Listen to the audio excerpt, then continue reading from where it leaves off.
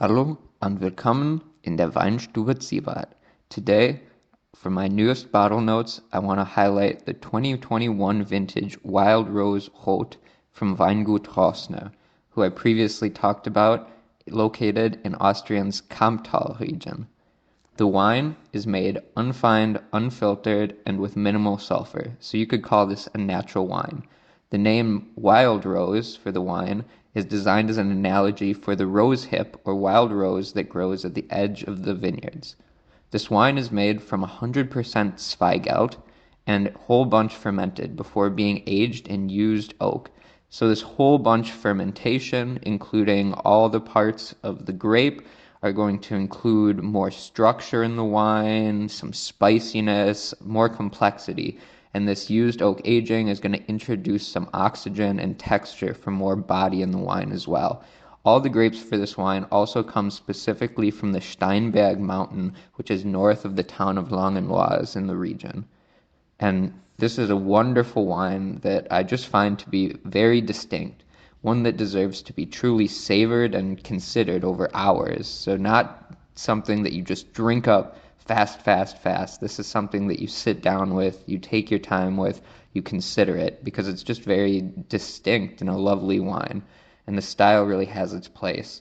I think this wine is perfect with a meal and is really in this category of being an all-arounder. It's very well balanced.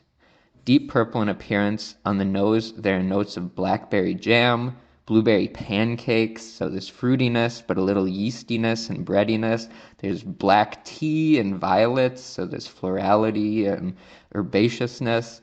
On the palate, there are additional notes of ripe black cherry, licorice root, and vanilla bean.